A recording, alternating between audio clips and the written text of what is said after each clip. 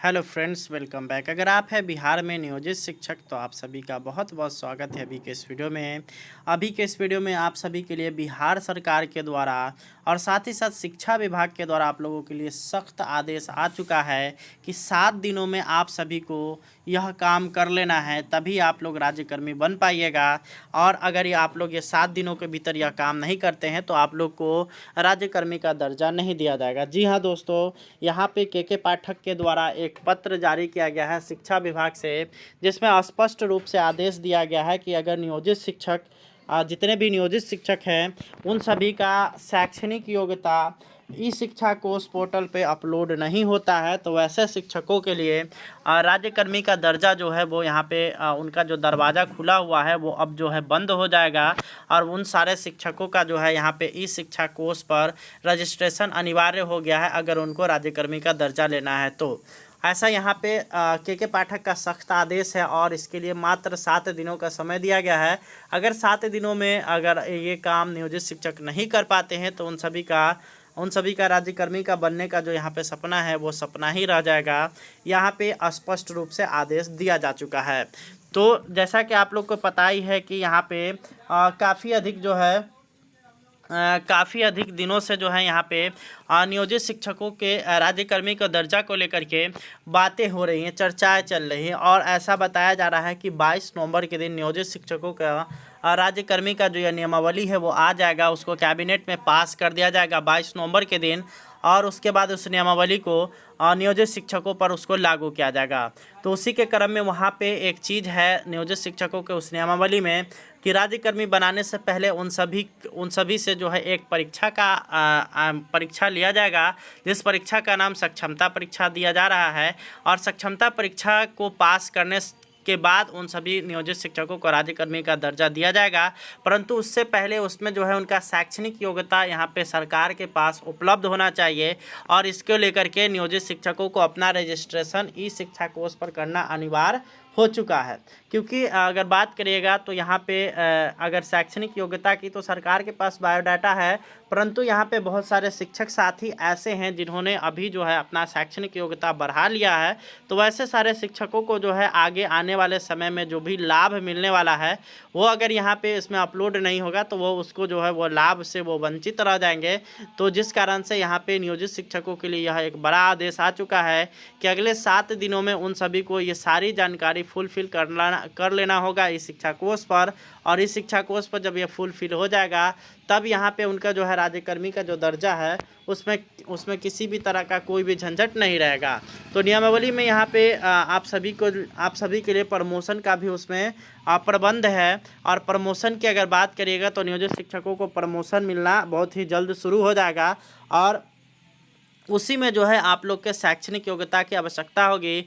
और साथ ही साथ आप सभी को जो है प्रमोट जो किया जाएगा, जैसे मान लेते हैं कि आप 1 to 5 के शिक्षक हैं और आपकी जो शैक्षणिक योग्यता जो है वो यहाँ पे है स्नातक या स्नातकोत्तर और आप लोगों ने डीएलएड कर रखा है तो आप लोग को 6 to 8 का टीचर बनाया जा सकता है अगर आपकी सेवा 5 वर्ष की हो गई हो तो यहाँ पे आप सभी के लिए यहाँ पे एक अच्छी चीज़ है कि इससे आप लोग का प्रमोशन आसानी से हो पाएगा। और जिन शिक्षकों ने अभी तक अपना रजिस्ट्रेशन नहीं किया है उनको अपना रजिस्ट्रेशन कर लेना चाहिए। अब हम लोग बात कर लेते हैं नियमावली की। तो नियमावली को लेकर के भी यहाँ पे चारों ओर काफ़ी हंगामा मचा हुआ है कि नियोजित शिक्षकों का नियमावली 22 नवंबर के दिन आने वाला है। और उस नियमावली में काफ़ी अधिक चेंजेस हो चुका है और बहुत सारे चेंजेस जो है यहाँ पे नियोजित शिक्षकों के पक्ष में हुए हैं। तो बहुत सारे चीज़ जो है वो नियोजित शिक्षकों के विपक्ष में चले गए। सबसे पहले हम लोग पक्ष वाली अगर बात करते हैं जो कि अच्छा चीज़ आप लोगों के लिए निकल करके आया है वो है यहाँ पर कि नियोजित शिक्षकों से परीक्षा लिया जाएगा। ये बिल्कुल सत्य बात है।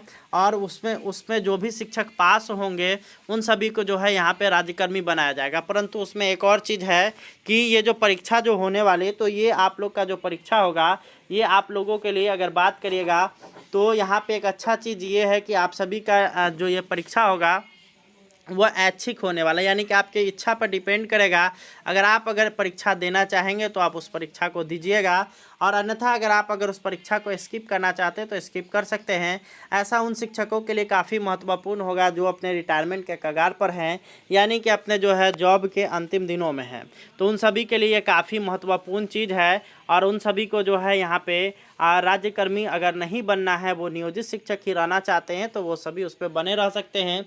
उनको कई सारे सुविधाएं नहीं दिया जाएगा, यही उनका जो है यहाँ पे उसमें जो चेंजेज है वो हुआ है। और साथ ही साथ परीक्षा को लेकर एक और चीज़ है कि पिछले नियमावली में 3 बार में आप लोग को पास करने की बात थी। 3 बार में अगर पास नहीं करिएगा तो आप लोग को जो है विभाग से निकाल दिया जाएगा या बर्खास्त कर दिया जाएगा।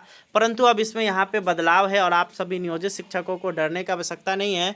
आप अगर 3 बार में भी पास नहीं कर पाते हैं तो भी आप लोग सेवा में बने रहेंगे। और जैसा कि आप लोगों को पता ही है कि एग्ज़ामिनेशन आप लोग का जो होने वाला है वो सामान्य परीक्षा होने वाली है, एकदम हल्का परीक्षा जिसको कह लीजिए, वो आप लोग का परीक्षा होने वाला है। और आप लोग के पठन पाठन के आधार पर ही प्रश्न रहेंगे और जिसको आप लोग आसानी से बना पाइएगा। तो ये आप लोगों के लिए अच्छी चीज़ है कि नियोजित शिक्षकों के लिए जो विद्यालय में वो पढ़ाते हैं तो उसी के हिसाब से उनका परीक्षा होने वाला है। जैसे मान लेते हैं कि आप अगर 1 to 5 के शिक्षक हैं या 6 to 8 के शिक्षक हैं, तो 1 to 5 के शिक्षकों के लिए अगर बात करिएगा तो 1 to 5 के शिक्षकों के लिए पहली से लेकर के 8वीं कक्षा के बुक को जो है अच्छे ढंग से देखना होगा और यहाँ पे उसमें से आप लोग का प्रश्न पूछा जाएगा। वहीं अगर 6 to 8 की बात करिएगा तो 6 to 8 में जो विषय आपका है उस पर आप लोग का कमांड होना चाहिए। और साथ ही साथ आप लोग को मैथमेटिक्स, जीएस वगैरह का भी जो है यहाँ पे जानकारी होना चाहिए। साथ ही भाषा का भी जानकारी होना चाहिए। जैसे कि आप अगर सामान्य शिक्षक हैं और आप लोग ने अगर भाषा के तौर पर अगर उर्दू चूज़ कर रखा है तो उर्दू का जो वहाँ पे क्वेश्चन रहेगा। अगर हिंदी चूज़ कर रखा है तो हिंदी, संस्कृत चूज़ कर रखा है तो संस्कृत का आप लोग को क्वेश्चन मिलने वाला है। तो ये सारा चीज़ आप लोगों के लिए महत्वपूर्ण चीज़ हो रहा है और आप सभी के लिए ये काफ़ी महत्वपूर्ण होगा। और ये जो एग्ज़ामिनेशन है इसको पास करना कोई कठिन बात नहीं। हमारा यूट्यूब चैनल आप लोग को यहाँ पे डेली 3 से 4 वीडियो प्रोवाइड करा रहा है, जिसका आप लोग अगर अध्ययन कर लेते हैं तो आप लोग जो है आराम से इस एग्ज़ामिनेशन में पास कर जाएंगे। और साथ ही साथ आप लोग को अगर उसका PDF वगैरह लेना है या किसी अन्य तरह की और भी सक्षमता परीक्षा से रिलेटेड जानकारी चाहिए तो आप लोग जो है डिस्क्रिप्शन में दिए गए व्हाट्सएप नंबर से संपर्क कर सकते हैं और उस नंबर पे आप लोग जुड़ करके आप लोग पूरी जानकारी ले सकते हैं सक्षमता परीक्षा से रिलेटेड। और आप लोग का जो PDF है वो सारा का सारा चीज़ वहाँ पे प्रोवाइड कराया जा रहा है, परंतु आप लोग को फ़ीस देना पड़ेगा 399 रुपये। सारा जानकारी आप लोग को डिस्क्रिप्शन में है।